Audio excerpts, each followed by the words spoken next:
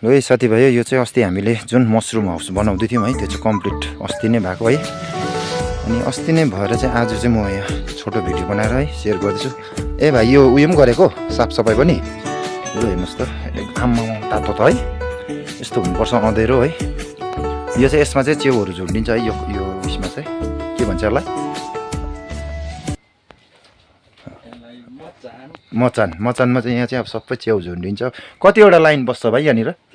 3 line. कतिवटा अट्ला cylinder त्यो?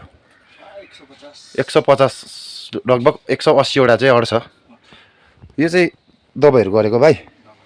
पानी कहाँबाट आयो? ए भैँसको। ल हेर्नुहोस् त साथीभाइ अस्ति हामीले अस्ति नै कम्प्लिट गरेको 1 हप्ता पनि भाइ यो कम्प्लिट भएको।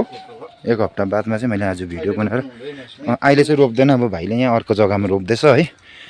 अब हेर्नुहोस् है यस्तो मजाले बनिएको छ दामी एकदमै दामी पो देख्दैछ त भाइ। यति भए त भइगयो नि है।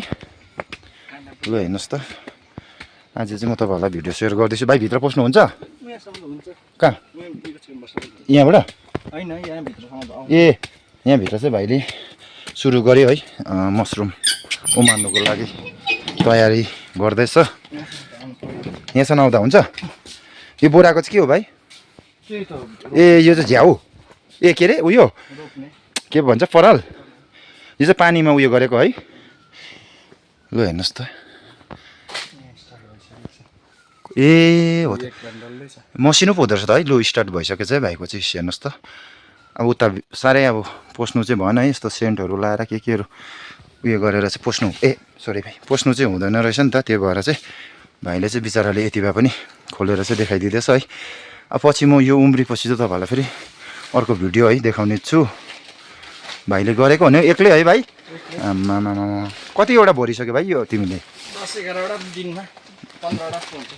दिनमा 15वटा जस्तो भर्छ है एक्लै? त्यसमा सिट पनि हालिसकेको भाइ?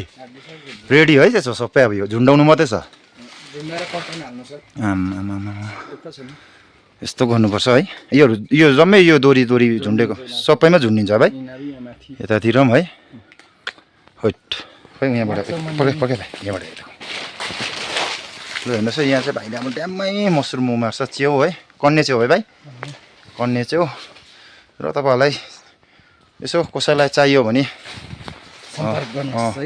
मलाई डाइरेक्ट मेसेज गर्दा पनि हुन्छ है। मसरुम चाहिँ यहाँनिर भाइले फलाउनु अब कति लाग्छ भाइ? 1 महिना बादमा चाहिँ तपाईँहरूले मलाई मेसेज गर्नु सक्नुहुनेछ।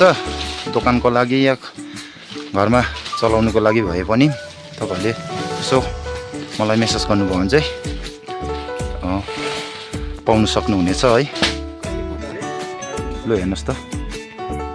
हस् त साथीभाइ म तपाईँहरूलाई फेरि यो सेकेन्ड अर्को भिडियोमा च्याउ उम्रिँदै गरेको भिडियोहरू देखाउने छु।